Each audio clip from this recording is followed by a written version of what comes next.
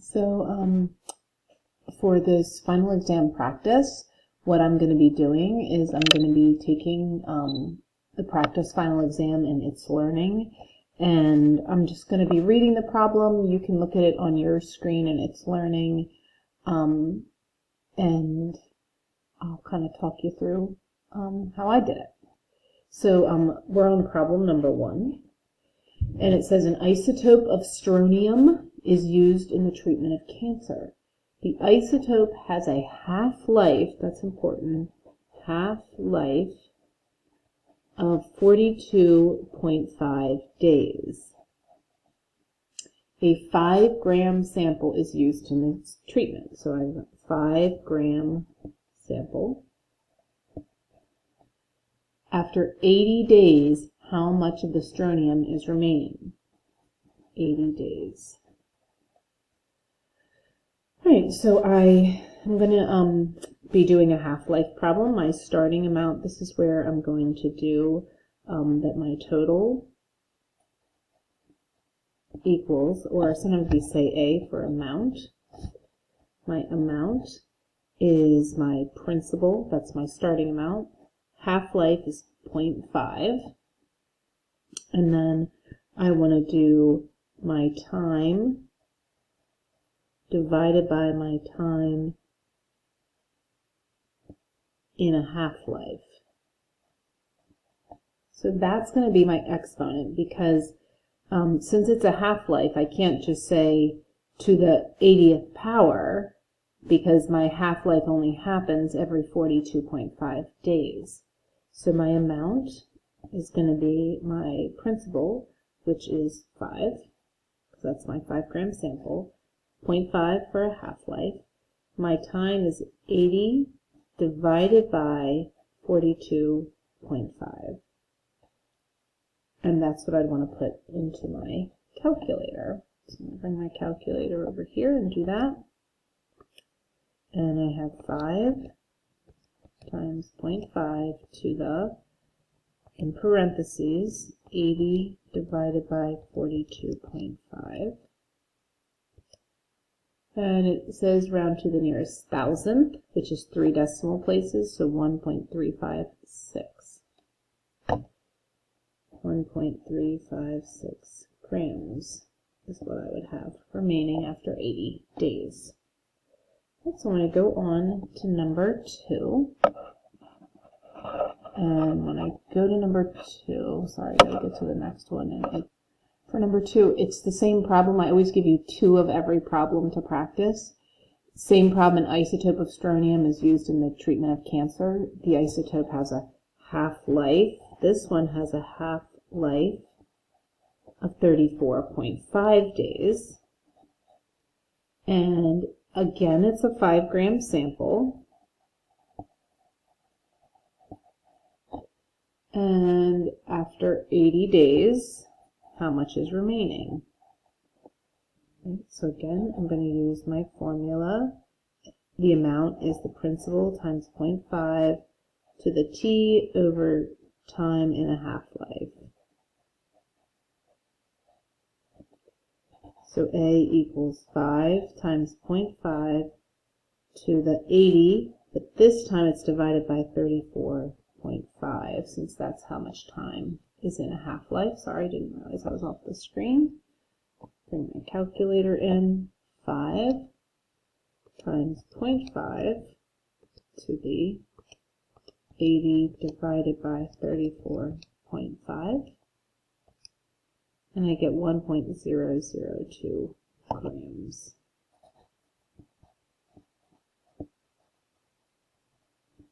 So that's problems 1 and 2. Alright, so now I'm on question 3 in its learning of the final exam practice. It says the equation h at t equals negative 16t squared plus 100t plus 140 gives the height of a rocket t seconds after it is launched. At what times will the rocket reach a height of 200 feet? That's what we want to know. What times will the rocket reach a height of 200 feet? There are two ways to do this problem. Since we want it to reach a height of 200 feet, if you want to, you could set it equal to 200.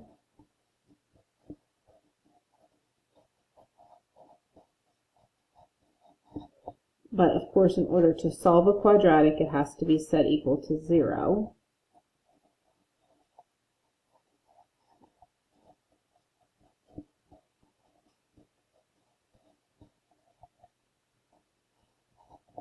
And then once you have that new equation, you could find the zeros. I'll tell you, this is not how I would do it.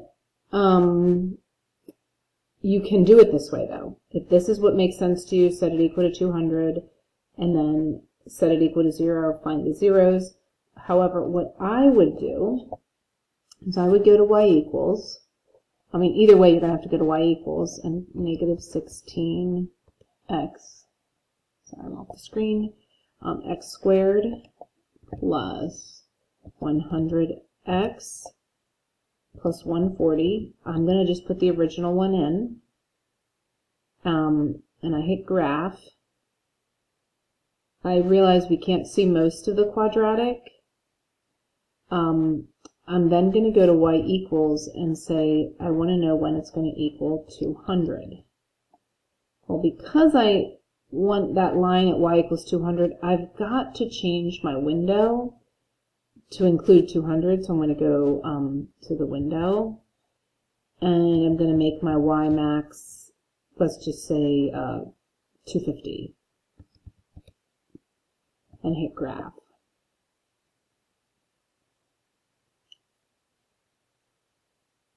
And so here's my quadratic that shows the rocket, and here's the line that shows the 200.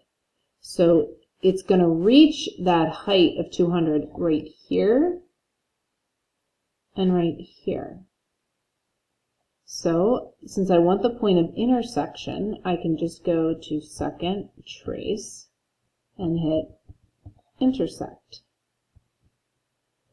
And it says, is the flashing spider on the first curve? Yes. Is it on the second curve? Yes. And the guess, and right there. And it said the times rounded to the nearest thousand. So that'd be 0.672. So one of my answers is t equals 0.672. That's one of my answers. Now when I go to find the second answer, second trace, go down to intersect again. Now this time it is on the first curve, but if I keep just saying yes, it's on the first curve, it's going to keep finding this one. So I need to move my spider over closer to the other point of intersection so that it knows that this is the one that I'm trying to find. And now I can hit through all my yeses, and it's at 5.578.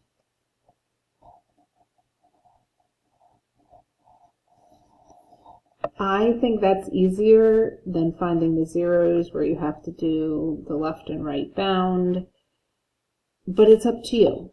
So that's how I would do it. So what I did was I put h at t into y equals, and then I did y equals 200, and then I did second trace intersect, and that's how I found these two answers. So this is what I did to find these answers. All right, and we're going to be able to practice it again on number 4.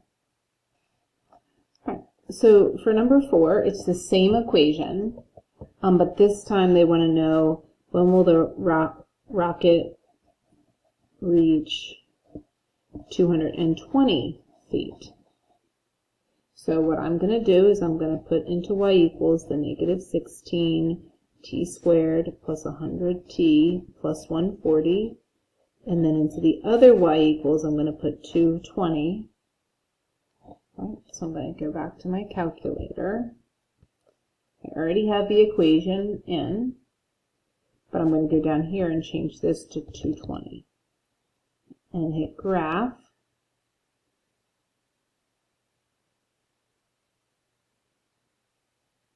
And I'm going to do the same thing. Second trace, intersect, and I get 0.942.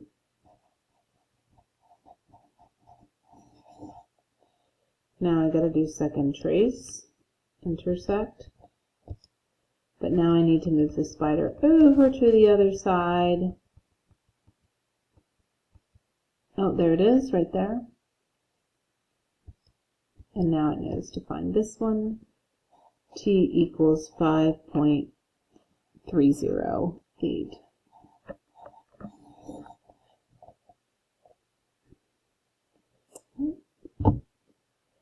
So let's go on to 5 and 6. All right.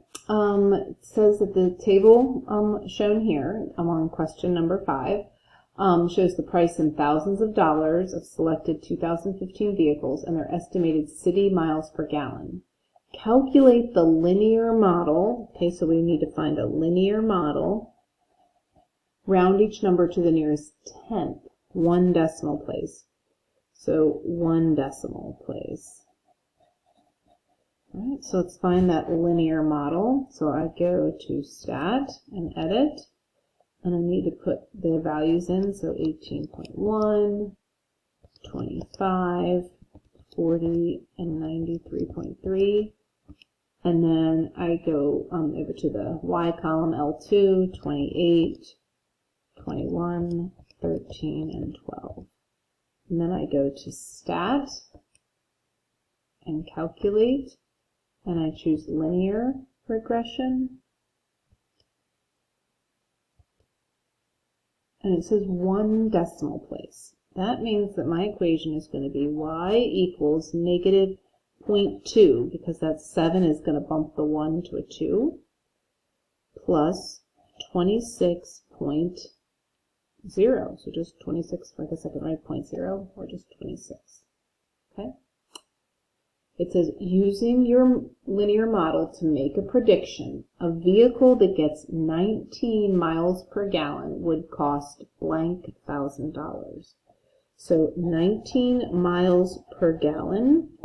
Notice that the miles per gallon is the y.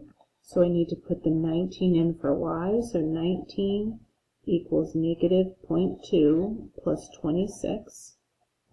I forgot the x here, I'm so sorry. That was negative 0.2x plus 26. This is an x. I'm solving for x, so I'd subtract 26 from both sides. And I get that negative 7 equals negative 0.2x. Okay. Because I took 19 and I subtracted 26. And now I'm going to divide by negative 0.2. Divide both sides by negative 0.2. And I get x equals 35. So it'd be $35,000. Okay. For number 6, it is the same problem, like the same table as above here, but this time it wants to know, using your linear model to make a prediction, so we still have the same linear model, a vehicle that gets 24 miles per gallon, so 24 miles per gallon this time. So this time I'm going to put a 24 in for the y, since the y values are the miles per gallon. So 24 equals negative 0.2x plus 26. Subtract 26 from each side, and I get negative 2 equals negative 0.2x. Divide both sides by negative 0.2. So I've got negative 2 divided by negative 0.2, and I get 10. So this vehicle is going to cost